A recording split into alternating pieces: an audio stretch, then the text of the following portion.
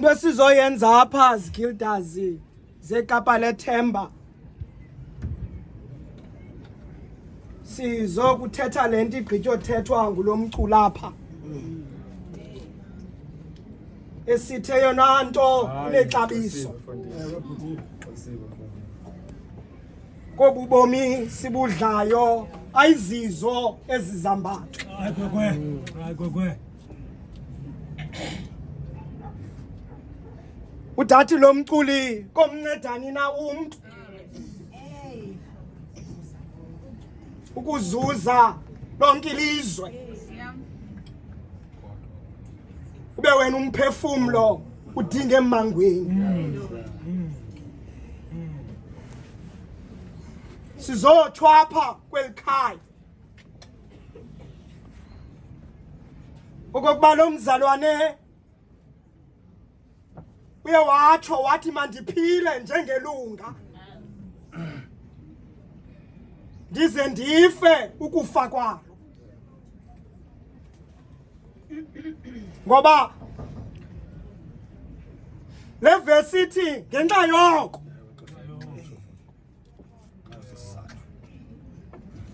ngoba ungenxa lo kukho into engaphaya phambi kwayo ebangela okokuba kuthiwe bamile phambi kwetroni ngenxa yoko utsho lo mbhalapha umposti lapha uphendula laa mbuzo mgiqwa ubuzwa ngabalandeli bakaYesu abathi sashiya izinto zonke sakulandela uyaba yini na umzuzo wethu umposti lapha ngale ncwadi yazitshilela uphendula loo nto ngoba amaKristu apha eRoma baphezu okanye baphantsi kwengcinezelo ye-Emperor uDomitian. They are being persecuted because of their faith. And therefore, uyabhala utsho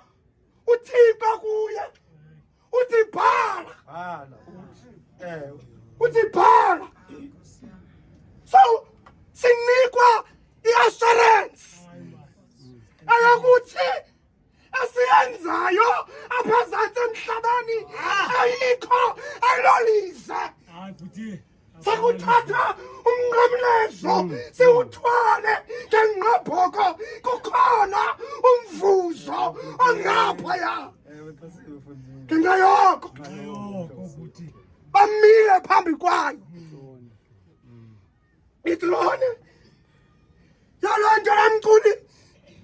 uJerusalem ikhaya lam uthi nabo bonke abakuKristu awusazume phambi kwetrone ungekho kuKristu ungekho kuKristu i-requirement yokuma asezulwini kuba kuKristu kuthini ke uba kuKristu Shinayibheke kuthini uba kuKristu bengingafuna uthetha voice wami bengingafuna uthetha voice wami kwaye zininzi wena into eziblokisa abantu bengingafuna uthetha bamile phambi kwetrone phambi kwetrone. It's a privilege. Uma phambi kwetrone. We might not be sure of the last conversation phakathi komzalwane wayenda noThixo kodwa ihambo yakhe isisala kwinto ethi naye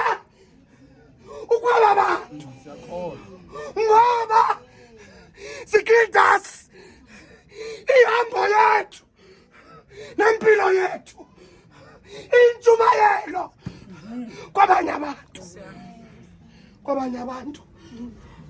uthi ke ngoxa sendiyeka uthi ke ngoku pha ku chapter 11 yangathi uphendula lento pha ku chapter 11 kwazi isityhilelo uthi banoyo abo bafa bafele enkosini ewe phakathi kwakuzalwa nokufa there's a vacuum phakathi kwakuzalwa nokwamkela uYesu Kristu there's a vacuum kodwa ndithuthuzelwa yilaa nto ithethwa ngumpostile uthi umpostile kwabaseRoma chapter 8 yintoni na enakusahlula eluthandweni likaKristu Kristu Nkosi yemfihla